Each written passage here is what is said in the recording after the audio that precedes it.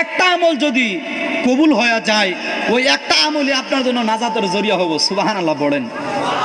তার বাস্তব একটা কাহিনী কই। একটা কিতাবের মধ্যে আমি পড়ছিলাম, একজন আল্লাহর বান্দা একটা দ্বীনি মাজলিসে গেছেন, যাওয়ার পরে উলামায়েগণ ওয়াজ করেছেন। তিনি একটা কথার প্রতি আমল করেছিলেন। একজন হুজুর ওয়াজ করতে বলছিল যে পেশাব পায়খানা করার পরে কয়লা দিয়া ঢিলা চলে না। কয়লা দিয়া কি চলে না?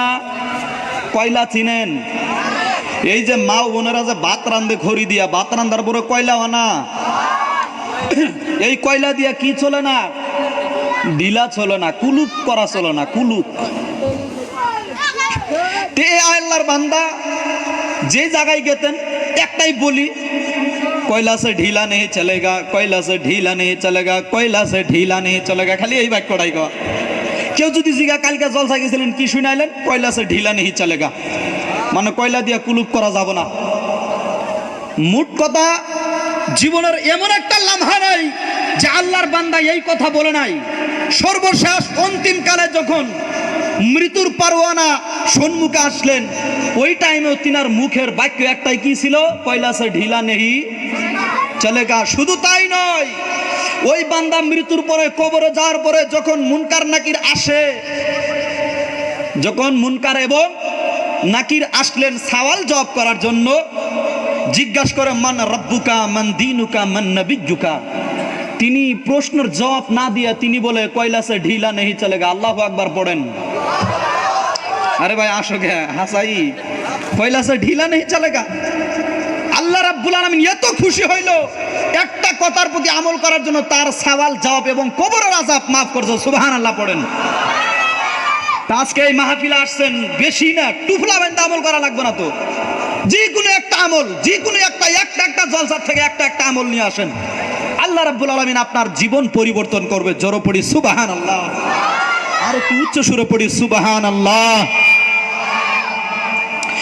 আল্লাহ রাব্বুল আলামিন পবিত্র কালামের মাধ্যমে বলেছেন, বাবারা শুনেন, এই যে দুনিয়ার জমিনে আসছি, আবার দুনিয়ার জমিন থেকে যাব, যার মাধ্যমে কোনো ধরনের সন্দেহ নাই রে বাবা। আল্লাহ রাব্বুল আলামিন পবিত্র কালামুল্লাহর মাধ্যমে বলেন, কুল্লু নাফসিন যায়িকাতুল মউত। আল্লাহ রাব্বুল আলামিন বলেন, ও দুনিয়ার মানুষ তোমরা শুনো, ও দুনিয়ার মানুষ তোমরা শুনো, দুনিয়ার জমিনে আমি আল্লাহ রাব্বুল আলামিন তোমাকে শুধুই পাঠাই নাই, তোমার দাদা গেল, তোমার বাবা গেল, তোমার ভাই গেল, তোমার আত্মীয় স্বজন গেল। তুমি তাকায়া দেখো, তোমার দাদা দুনিয়ার জমিন থেকে চলে গেছে। তুমি তাকায়া দেখো, তোমার বাবা দুনিয়ার জমিন থেকে চলে গেছে।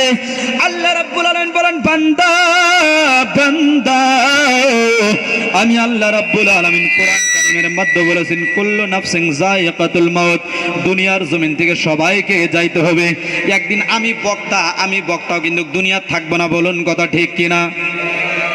আমি বক্তা। আজকে আপনারা পোস্টারের নাম দিয়েছেন হযরত আল্লামা মাওলানা কারি ফজর আলী সাহেব চিশতি দরং, কিন্তু বাবা দেখা গেল কালকে বাড়িতে যখন ওয়াজ করে গেলাম, যাওয়ার পরে বিছানায় মাথা লাগায়া যখন ঘুমাইলাম, একটা সেকেন্ডের গ্যারান্টি দিতে পারলাম না।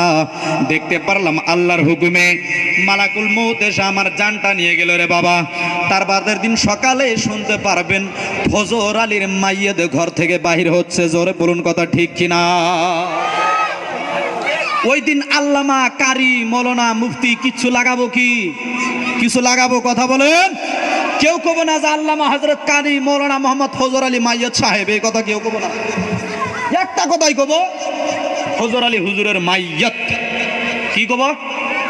মাইয়েদকে তাড়াতাড়ি গোসল দাও, মাইয়েদকে তাড়াতাড়ি কাফন পরিধান করো, মাইয়েদকে বেশি টাইম দুনিয়ার জমিনে রাখা যায় না, মাইয়েদকে তাড়াতাড়ি জানাজা দাও, মাইয়েদকে তাড়াতাড়ি কবর খনন করে মাটির নিচে তাড়াতাড়ি দাফন করে দাও। বলুন কথা ঠিক কিনা? এই জন্য বাবারা, দুনিয়ার জমিনে আল্লাহ রাব্বুল আলামিন আমাদের পাঠিয়েছেন, একদিন দুনিয়ার জমিন থেকে যাইতে হবে। এই জন্য দুনিয়ার জমিনে আমাদের কিছু ভালো আমল করতে হবে রে বাবা। আল্লাহ রাব্বুল আলামিন পবিত্র কালামুল্লাহর মধ্যে বলেছেন, ইন্নাস সালাতা তানহা আনিল ফাহশাই ওয়াল মুনকার। আল্লাহ রাব্বুল আলামিন বলেন, বান্দা ও বান্দা, হাসরের ময়দানে প্রথম যে হিসাব তোমাদেরকে দিতে হবে সেই হিসাবের নাম হলেন নামাজ। আল্লাহ রাব্বুল আলামিন আমাদেরকে 5 ওয়াক্ত নামাজ দিয়েছেন। আল্লাহ রাব্বুল আলামিন ভালো আমল করার জন্য দুনিয়ার জমিনে পাঠিয়েছেন। কারণ আমার আল্লাহ রাব্বুল আলামিন দুনিয়ার জমিনে পাঠানোর আগে আল্লাহ রাব্বুল আলামিন বলেছেন, বান্দা দুনিয়ার জমিনে তোমাদেরকে পাঠাইলাম, আমি আল্লাহর কোনো ধরনের মাকসাদ নাই, একটা মাত্রই উদ্দেশ্য, তোমাদেরকে দুনিয়ার জমিনে পাঠানোর একটা মাত্রই উদ্দেশ্য। বান্দা দুনিয়ার জমিনে তোমরা শ্রম দিয়ে, তোমরা কষ্ট করে, তোমাদের মাল, তোমাদের জান, তোমাদের প্রিয় সব কিছু আমি আল্লাহর রাস্তায় কুরবান করে দিয়ে কবরে এসে কবরের সওয়াল জবাব দিয়ে হাসরের ময়দানে দাঁড়াইয়া নবীদের সুপারিশ নিয়ে নিয়ে জান্নাত হাসিল করার জন্য আমি আল্লাহ রাব্বুল আলামিন তোমাদেরকে দুনিয়াতে পাঠিয়েছি। জোরে পড়ি সুবহানাল্লাহ। এই জন্য বাবারা, যুবক ভাই, মুরব্বী বাবা, দুনিয়ার জমিনে কে কোন দিন চলে যাবেন কোনো গ্যারান্টি নাই, আসার সিরিয়াল আছে, যাওয়ার কোনো সিরিয়াল নাই। ও যুবক ভাই, আপনাদেরকে কিছু কথা বলে যাই। আমার আল্লাহ রাব্বুল আলামিন দুনিয়ার জমিনে আমাদেরকে পাঠিয়েছে একটা মাত্র উদ্দেশ্য। আমার আল্লাহ বলেন, বান্দা দুনিয়ার জমিনে পাঠিয়েছি বান্দা তোমাদেরকে ইবাদত করার জন্য। জোরে পড়ি সুবহানাল্লাহ। দুনিয়াতে আল্লাহ কিসের জন্য পাঠালেন? ইবাদত করার জন্য পাঠালেন। আর তার মাধ্যমে সবচেয়ে শ্রেষ্ঠ ইবাদত হলেন 5 ওয়াক্ত নামাজ বা জামাত আদায় করা। জোরে পড়ি সুবহানাল্লাহ। আজকে আমাদের সুন্নিয়তের বদনাম কিসের জন্য জানেন? একমাত্র 5 ওয়াক্ত নামাজ। আঙ্গুর সুন্নি এখন আলিম কন, উলামা কন এবং সুন্নি পাবলিক কন, সবের ভিতরে না, আমি সবাইকে কইতেছি না, কিছু কিছু মানুষ আছে যে সুন্নি দাবি করি কিন্তু আমাদের ভিতরে 5 ওয়াক্ত নামাজ ঠিক নাই। কথা বলুন ঠিক কিনা? এই জন্য আহলে দেওবন্দ যারা এবং ওয়াহাবিদেরকে অনুসরণকারী যারা, তারা এই বস্তুটা দিয়ে আমাদের ঘায়েল করে, আঘাত করে যে তারা নামাজ পড়ে না। সবচাইতে মাইনাস পয়েন্ট আমাদের ভিতরে এটাই। আজকে আমরা 5 ওয়াক্ত নামাজ শুরু করি, দেখবেন 90% পাবলিক সুন্নিয়াতের দিকে ঝুঁকে যাবে। জোরে পড়ি সুবহানাল্লাহ। আর একটু উচ্চ সুরে পড়ি সুবহানাল্লাহ।